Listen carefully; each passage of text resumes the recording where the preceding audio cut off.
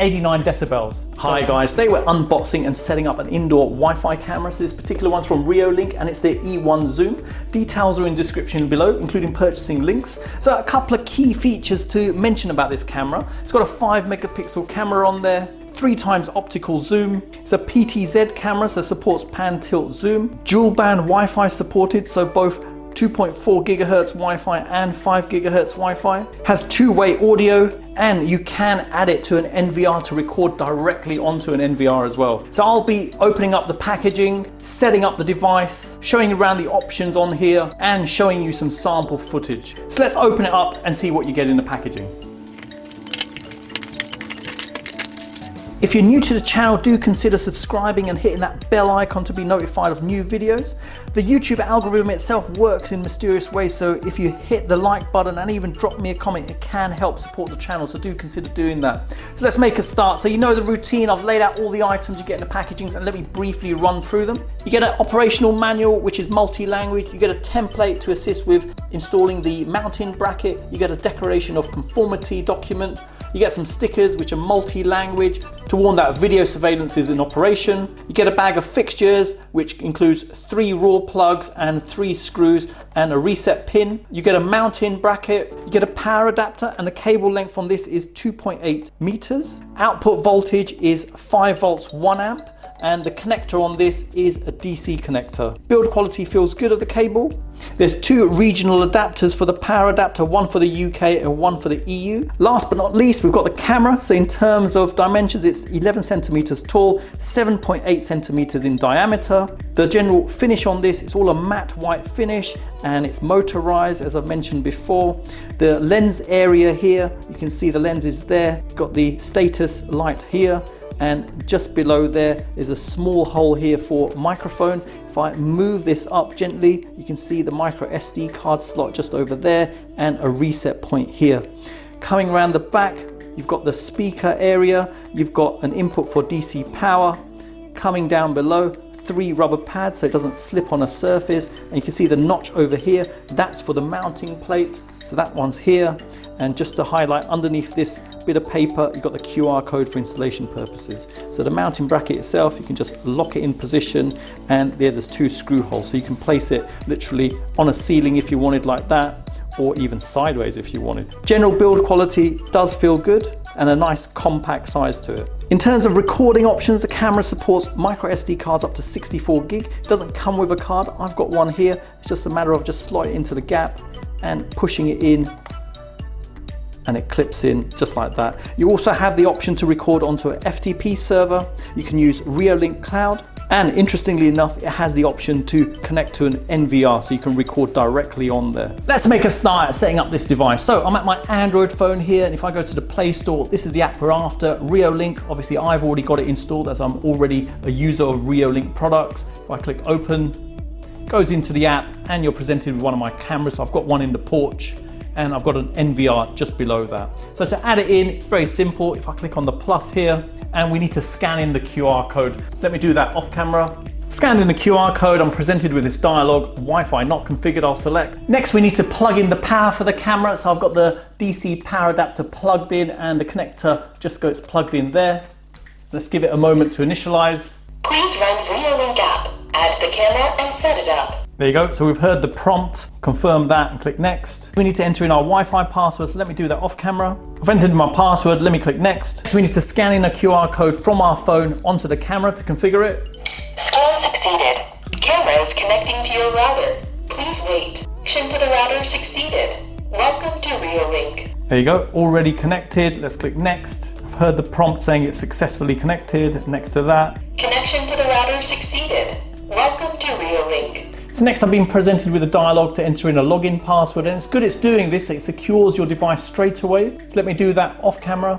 Click next, name your camera, I'll call it front camera, next to that, and initialization finish. So let's click finish. So there you go, presented with the camera straight away. If I click on that, there you go, working.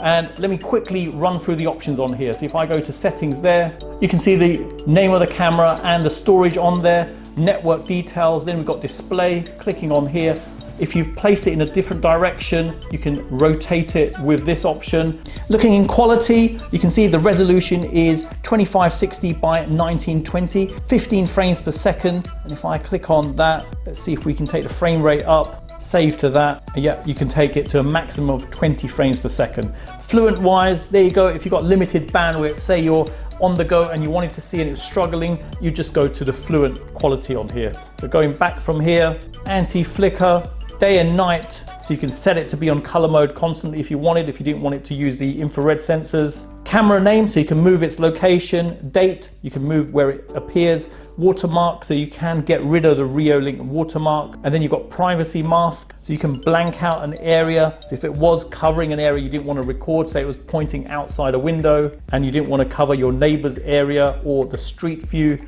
you can blank that out. So that's good functionality. Standard sort of one you get on most of the Reolink systems. Cancel from there. Advanced details there, so exposure, white balance, backlight, and 3D DNR. Back from here, then you got motion detection, sensitivity levels on here, and back from there, motion zones. So you can set a zone where you don't want to receive alerts for. So if it was pointing out and there was a tree in the distance and you didn't want to see the leaves on the tree moving about and being alerted for it, you can blank it out. So that's good. Back from there, back again. Camera recording, going in there, you can see it's on. It's there as well, so you can have it recording at certain time intervals if you wanted. Post motion recording duration, so there you go, there's the options there. After it's finished picking up something in an alert, you can just carry on recording a bit longer so you can see other things that are going on in the background. Overwrite, so this will overwrite any old recordings if the storage becomes full. Back from there now. Next we've got push notifications, and if you want push notifications coming through if there's any activity, you just turn this on, and as well as that you've got an extra option that appears which is push schedule. So if you didn't want push notifications constantly, then you can organize it via this and just have it coming in during a certain time period. Next we've got Siren coming in here. You can see you can turn it on. You've got some additional options that appear. Custom alarm sound, so you can record your own if you wanted to or use the default one. And you've got a schedule as well, so you can have the alarm coming on just during certain periods if you wanted, which is good as well. Coming back, share the camera with other people, and you've got advanced here. So you've got user management, you can have additional users added in, FTP upload settings, record audio. So this is good, so as it's recording, it can pick up audio and record. And infrared lights, so if you had a situation where you didn't want the infrared kicking in, and one of the scenarios would be if you had the camera indoors pointing out a window, and if it got dark, you don't want those lights to come on, otherwise it will just reflect straight off the window. So good, they've got this. Back from there, status LED, so you can turn that off, and reboot, then restore. Back from here, back again. Now coming below, if I click on here, you can trigger alarm sound. If I click on it, that's good. And clicking here, you can get a multi-camera view. And now you can pause the stream, continue playing, listen in on what's going on. Stop that, you can take a snapshot, do recording. Got resolution, so at the moment it's low. If I click on it, got balanced. And then 5 megapixel. Clicking over here, you can go into full screen mode. And if I now take up the resolution to 5 megapixel, see if we can zoom in. So that's doing just a digital zoom, so not an optical zoom. And the reason I can tell, obviously I'm not hearing anything happening on the camera and the quality isn't so great. If I come back and we go into PTZ and zoom into the maximum, come back and now go into full screen. Okay, so you can do it from full screen as well. So that's quite good.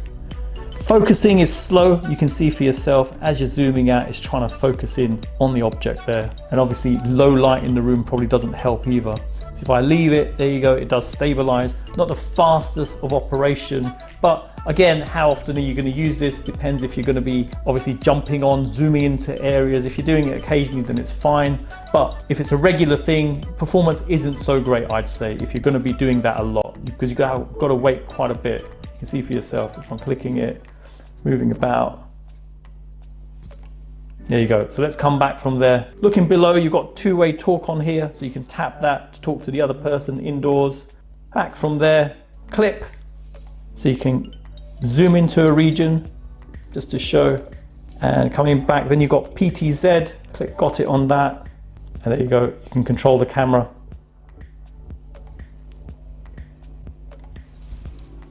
And then you've got playback, obviously playing back what's been recorded, cancel that, and there you go. That's all the options you have available on the camera. You've seen for yourself. Quite impressed by the 5 megapixel camera on there, and the fact it's dual Wi-Fi as well. A lot of the time you get problems connecting these systems up if it's just a single band supported. Normally it's just 2.4 gigahertz. So impressed it's got that as well. And a bit of a break from a real optical zoom on an indoor camera, which you don't see often either. So obviously an enhanced picture with that.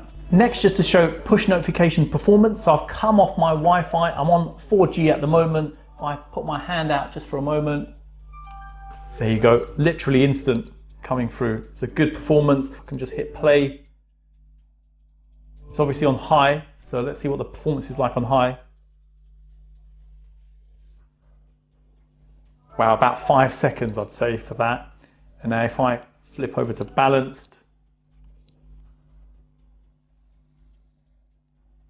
oh, okay, that was quite good. Literally a second, I'd say. If we go to fluent,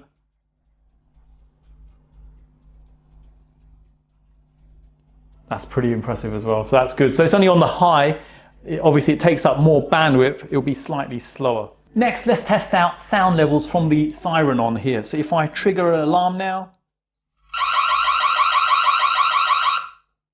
89 decibels. So not too bad. Now in terms of getting the camera set up on an NVR, I'm at my Reolink NVR system here. If I go to the menu option, and you can see over here front camera, so it's added in. So you can see here I've got auto add selected. It did pick up the camera, but the one thing I had up here was invalid password. So just scrolled along here, entered in the new password, which is the one when you've initially configured the system, and hit apply, and then it appears. And there you go, as simple as that. So you can add in a separate system to this NVR and have it continuously recording. It's an excellent bit of functionality. I don't think you're really limited to doing this just on this camera. I'm pretty sure you could do the same on other Reolink cameras. Now, one of the features of this camera is the fact that it can work with both the Google Home Hub and the Echo Show.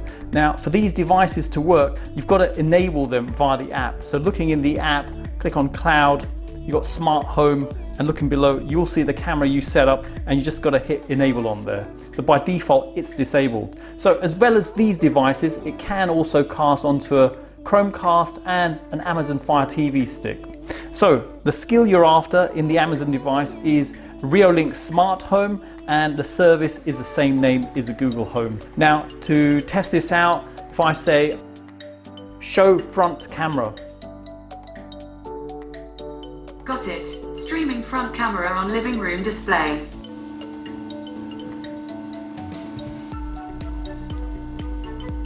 So about 25 seconds we saw on that, and even then it was struggling. You can see there it's sort of playing, pausing, so performance isn't so great.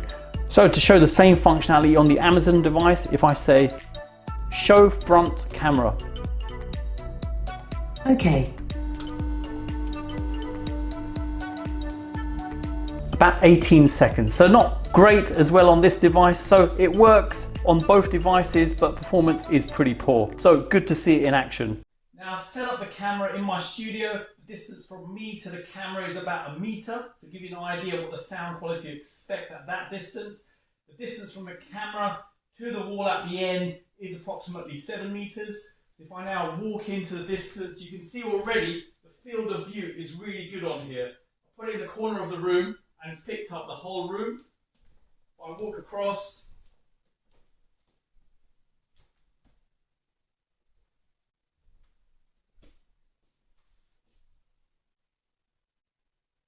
now a test of the infrared footage in the dark. So I've closed the blinds in the room, so it's dark in here, and you can see a lot of the furniture pretty clear in here, obviously all in black and white because infrared's kicked in.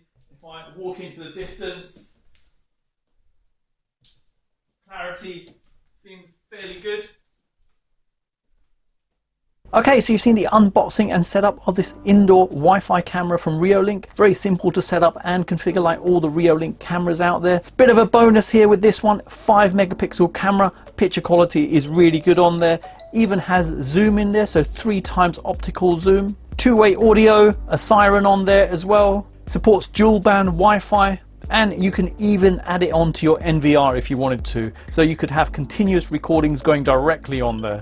In terms of indoor cameras that I've reviewed, this is probably the best one I've come across so far, only because the picture quality is so good on there and the fact it supports dual band Wi-Fi. Performance wise, in terms of zooming in on items, I wasn't too impressed with that, only because it was a little bit sluggish, but once you're there, picture quality is really good. So there you go. I hope it's helped anyone thinking of purchasing this. Details are in the description below, including purchasing links. Hang around for the end cards. I'll have some more CCTV cameras and standalone cameras as well, so check them out. Hit the like button if you've liked this video and drop me a comment. Let me know what you thought of the camera. If you haven't liked it, let me know why you haven't liked it. Thanks for viewing and see you in the next one.